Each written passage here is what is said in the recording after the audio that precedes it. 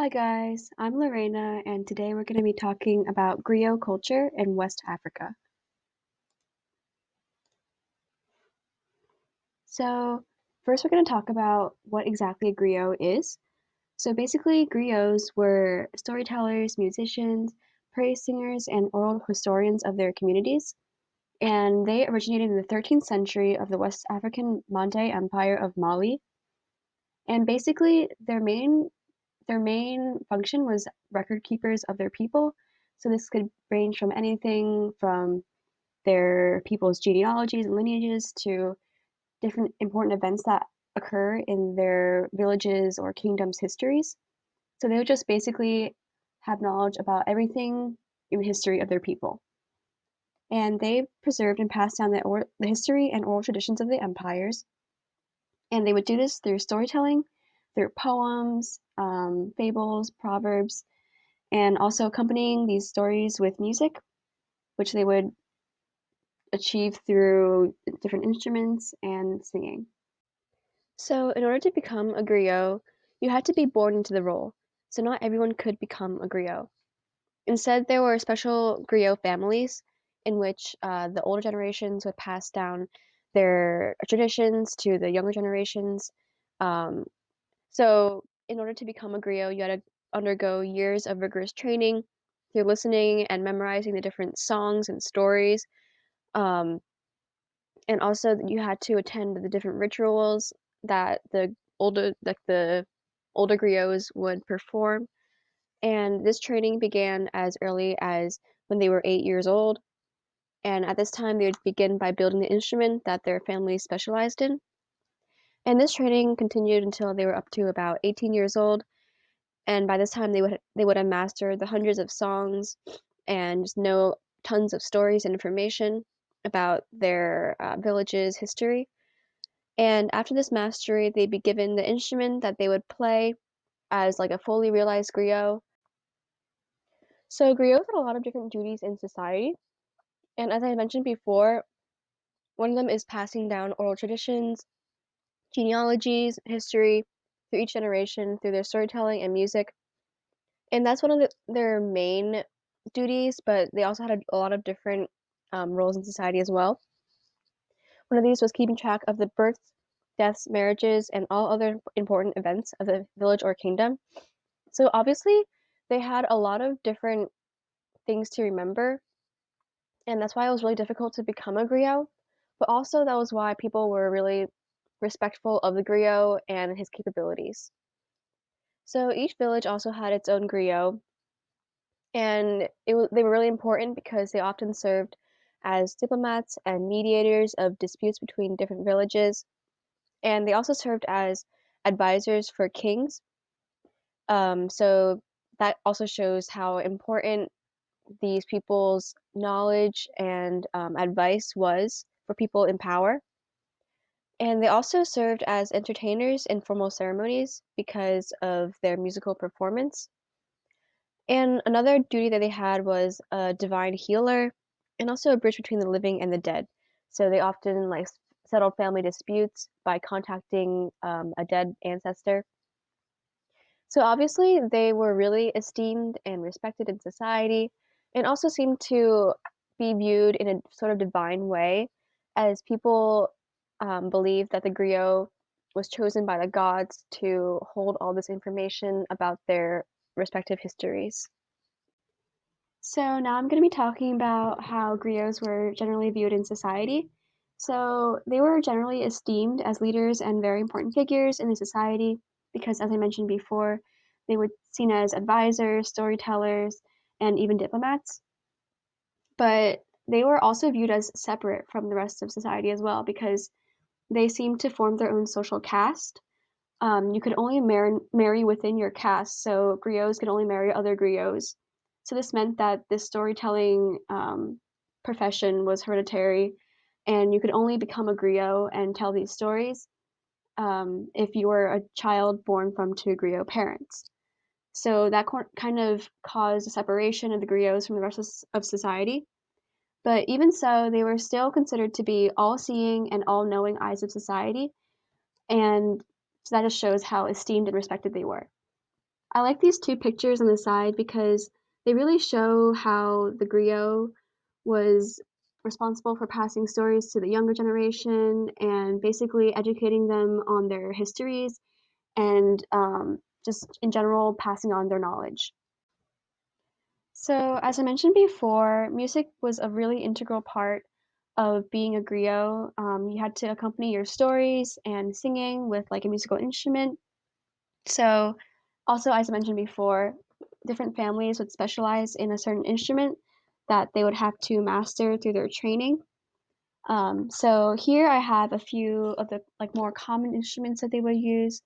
So first we have the kora, which was a 21 stringed lute that sounded like a harp. So this is the picture of it right here. So the body was made like of a calabash, which is like a squash that was cut in half and then covered in cowskin. And then the neck was made of hardwood. And then the other instrument that they would use a lot was the balafon, which is like a wooden xylophone basically. So over here, it's also the oldest instrument that they used. And then here's a picture of two people playing a balafon. And then the nagoni is similar to a lute, but it has 5 to 6 strings. So it's just basically the same thing, but it has fewer strings. And same with the zalam. It was also similar to the kora or the lute, but it also had fewer strings. So these instruments were all really integral to accompanying the different stories and songs that griots were responsible for singing and telling. So here I have a video of a man playing the kora. And I just really like this video because I just think the kora is a really beautiful instrument. So here's the video.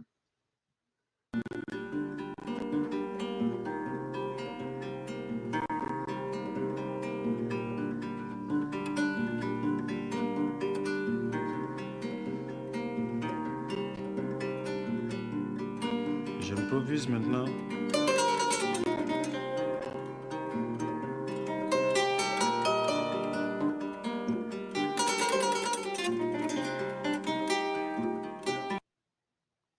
So yeah, it's really pretty, I think.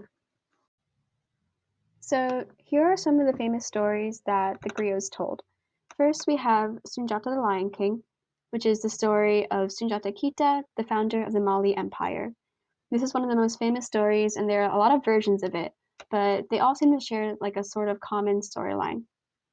So basically, Sunjata was born under unusual circumstances as he's a prince of the current kingdom, and he's also crippled, but eventually he's able to overcome his disability. So after his father's death, the kingdom is thrown into turmoil, and Sunjata is forced to escape with his mother. And then during this time, the evil sorcerer king of Suso comes and establishes his own kingdom in place of um, Sunjata's father's kingdom. But then during Sunjata's exile, he is able to unite and form alliances with different tribes and kingdoms of the area. And together they expel the sorcerer king of Suso from the Mande homeland and then reestablish an empire, which would become the Mali Empire. So Sunjata is known as a lion king because his name Sunjata is derived from his mother's name, which is Sogalon, and the word Jata, which means lion. So that's why he's called the Lion King. And in the top right corner is a sculpture of Sunjata. So yeah. And then Anansi the Spider is another story that's very popular. And basically it's about a spider who's very mischievous and troublesome and uses this trickery and wit to outsmart his larger enemies. And then another or similar animal in griot like folklore is a rabbit who also uses trickery to outsmart his like larger enemies. And this later becomes adapted into Brer Rabbit in American culture. So that's pretty cool. So, griots in modern society still serve as entertainers and preservers of oral traditions, but they don't have as prominent roles in societies as they used to. Like, they don't really take on the roles of the diplomat, the advisor, the healer as commonly, although in some cultures they still do. So now their main roles in society are as performers and entertainers. So many famous West African singers are griots, namely Mori Kante from Guinea, Youssou N'Dour, and Mansour Seck from Senegal. These people are all descended from the traditional griot lineages, but Salif Keita is a West African singer who has was not descended from this lineage, but he actually still took on the role of being a performer and stepping into the role of the griot, although he didn't really come from that lineage. And so now these griots travel around the world and around Africa to spread their culture and their music. So here's just a summary of griot culture. As I mentioned before, griots were the storytellers, oral historians, musicians, entertainers, advisors, and diplomats in West African society, and they also served as healers and bridges between the living and the dead. So they had a sort of divine role as well. Also, becoming a griot was hereditary and required many years of training and just learning the different songs and stories that they were required to know. They were very esteemed and respected in their village as leaders and divine people. And both men and women could be griots, but each gender had more specialized roles, and especially women were more limited in the scope of roles they could take on because they also had to adhere to their gender roles and their household duties. Instruments were used along with storytelling, and they include the kora, the balafon, and the ngoni. And also, famous stories are of Sunjata the Lion King and Anansi the Spider, as well as other fables and other animal stories. Griots still spread their music and their stories today, and they still serve as a great reminder of the vast oral traditions and culture of West Africa.